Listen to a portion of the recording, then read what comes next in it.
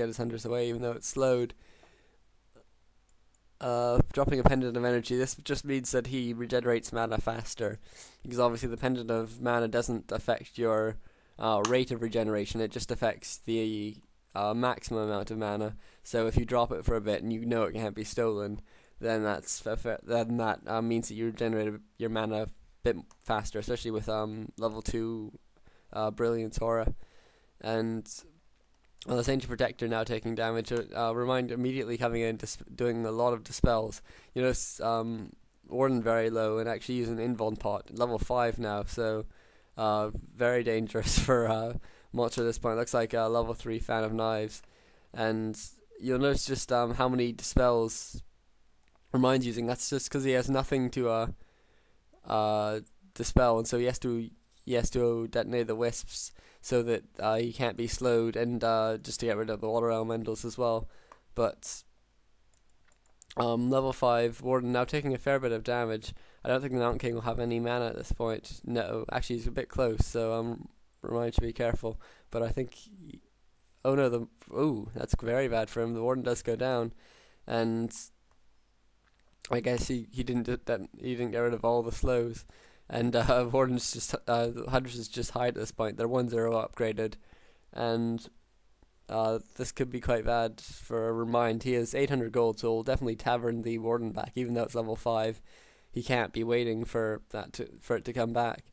And Remind should actually move these Hunters up to the Fountain of Health just for a bit of healing. And the Ancient Protector now is going to go down, but it did buy him a fair bit of time. And more wisps being produced at the Tree of Life. Lots of wisps being produced overall now by Remind, just because he's constantly detonating them. And these 200s is actually getting caught a bit and trying to run, but they won't be able to run that way. They do actually get a Hunter's kill, but one of them's very low and not within the healing range of the towers. But still no dust for a monster. He should really go and buy some. And meanwhile, the Warden is back. It's healed on Moonwells because it was obviously taverned back. And more Hunters are being produced as well.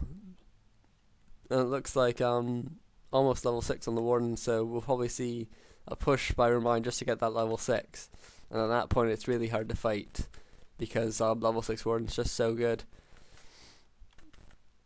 Meanwhile, Invisible Mountain King just doing a bit of shopping. Actually sells one of his Belt of Giant Strengths. I guess actually sells them both. Wow, I guess he decided level 3 Fan of Knives meant that he didn't need to worry about the focus anymore, and probably he just buys a Staff of Teleportation and a Dust, so he can go and get these 2 Warden kills. That's a good move, although he should probably buy a Scroll of Healing. I don't think he has one, and level 3 Fan of Knives is going to rip his army apart, but only 8 Hunters is here for Remind, although that might actually be enough, because Monster doesn't have a huge army, and nice using the Invuln Pot as soon as the bolt was coming towards him by Remind. And Archmage now taking a lot of damage, Shadow Strike and Fan of Knives, but invisibility cast on the Archmage. Meanwhile, this Mountain King's in the back of the army and could be in a bit of trouble if he's Shadow Struck, but he doesn't get Shadow Struck. And level 6 on the Warden now, and that's going to be very bad for Monster in this game. And already using a Clarity as well. He brought a Clarity into the battle, I guess, just to so he could use it as soon as he came out, so he could save his Moon Juice for other things. But he does still use it for a bit of healing, and actually brings out the Avatar of Vengeance already, I guess, so that he doesn't reach full mana, and so his Clarity has more of an effect. And Avatar of Vengeance is already going in. There's a couple of corpses around here he could use, and I imagine there's still some up here as well. And Monster really, level 5 Archmage, actually, that's going to be very effective. Level 3 Water Elementals are so good against Huntresses, but these Spirit of Vengeance, they're just so good against casters, especially with all their piercing damage, and obviously they can't be attacked, so that's very useful. And yeah, with Sorceress being attacked, can't do anything about it. And Avatar of Vengeance being actually focused a bit, but that's probably not wise, and just so many spells going off there. And if we take a look, 5 mana on that Sorceress, 11 on the MK, just not really much to talk about at this point in terms of things that a monster can do. And actually a nice surround there on the Mountain King, but invisibility cast at the last second, that's very nice, but still goes down.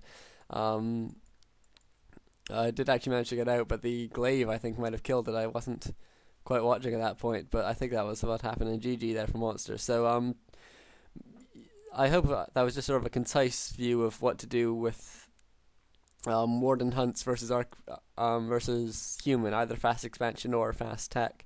Um, Both situations, obviously, it's a very legitimate tactic, but you do need to be constantly fighting. You can't be turtling because you'll just be massively um, sort of out teched by the time that you do fight if you wait a bit.